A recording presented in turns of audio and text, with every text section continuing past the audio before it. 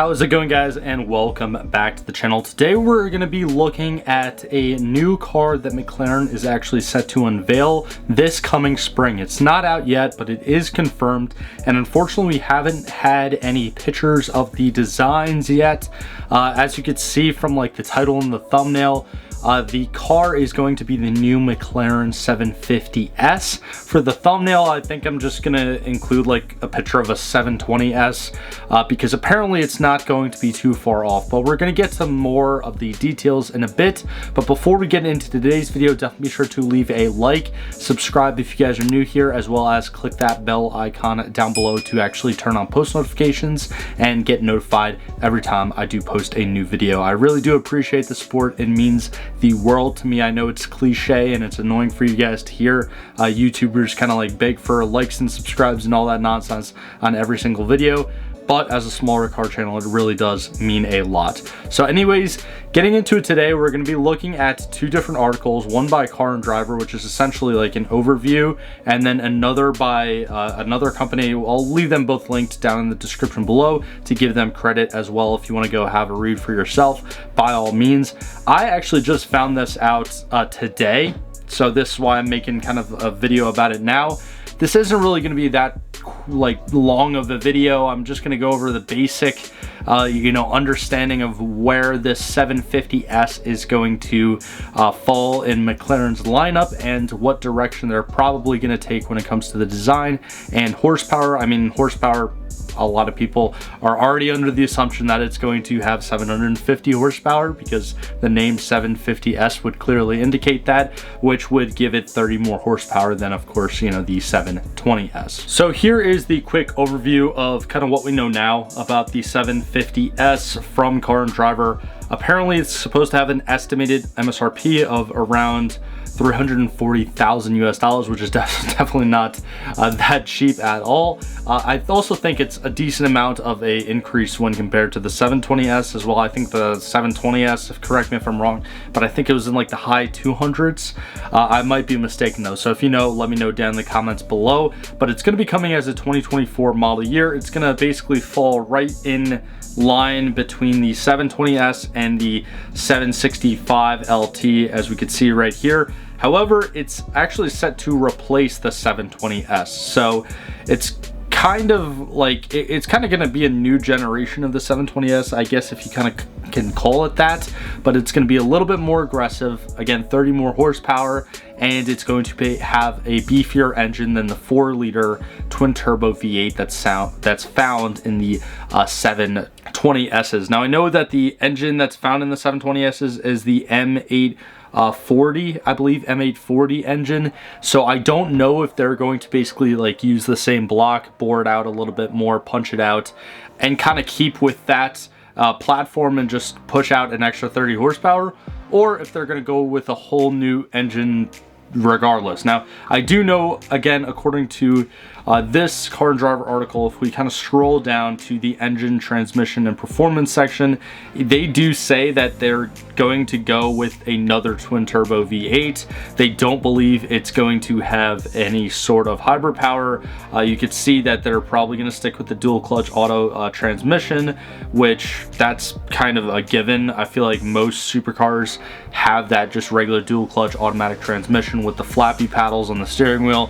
None of them really come in manual anymore, unfortunately, but that dual clutch auto trans, that whole kind of system, a lot of those are extremely quick and shift so fast, and it's just overall it's just so much better for track performance. And a lot of them, again, go on the Nürburgring, compete for track times worldwide against these other manufacturers. I'm sure this 750s is going to be competing against Lamborghinis, Ferraris, all those cars to kind of see who can have the best track time. And when it comes to these millionaires and these people of like this higher echelon of society that can afford these cars, they are going to buy the ones that can perform that much better, even if it's really not that big of a deal to begin with.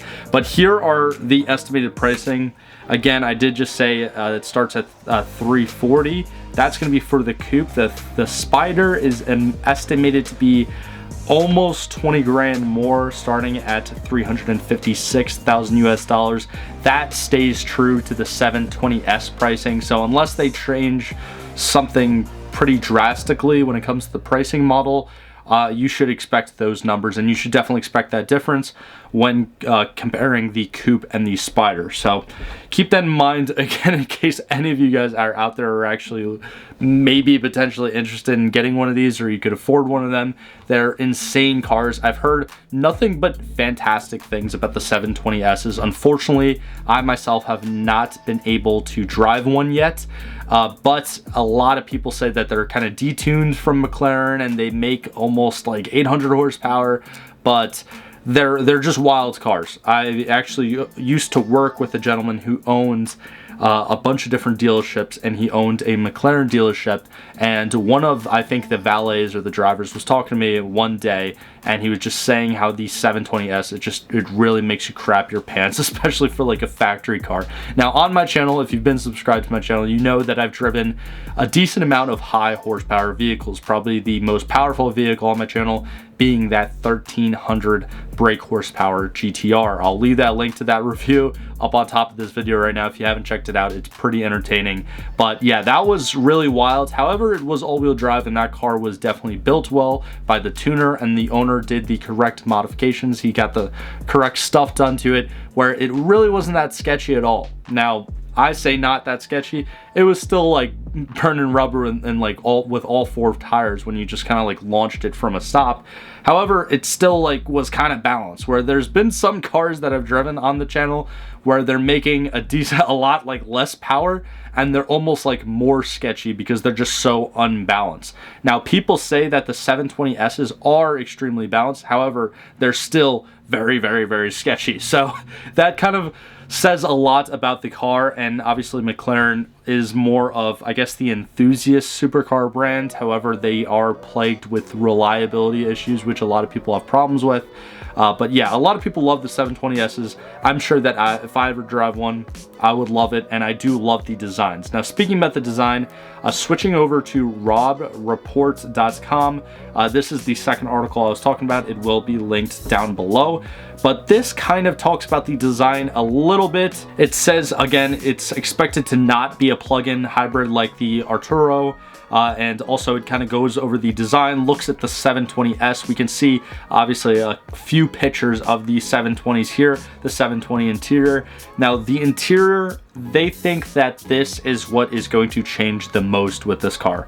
They generally feel as though, again, according to this article, they generally feel as though the exterior is kind of going to stay the same, maybe be a little bit more aggressive, but the interior is definitely going to be updated and changed. Because again, remember, these 720Ss aren't necessarily brand new. Like, they don't have the newest tech, newest, I guess, options, newest luxuries, because the 720 has been around for a while now, and they generally really didn't update it that much throughout the years. So because of that, the new 750S is apparently going to come with a new infotainment system and a couple other options that we just didn't see with the 720. So let me know your thoughts and opinions down in the comments below. Let me know what you guys would like to see out of the new 750Ss, whether you're a McLaren fan or you're actually, again, in that echelon of society and you're seriously considering getting one of these when it comes out. But thank you so much for sticking to the end of today's video. I really do appreciate your time. And again, as a smaller car channel here on YouTube, it would mean the world to me if you were to drop a like on this video, subscribe if you guys are new, all that stuff. Again, really helps me out a lot. But thank you so much. Like always, I hope you all have a great rest of your day, and I'll see you guys in the next one. If you enjoyed today's video, click on either of these links right here to watch a similar video from this channel, or click on the little circle link right there to actually subscribe to the channel. It's absolutely free. I do appreciate all the support, but thank you for sticking to the end of this video, and I hope you have a fantastic day.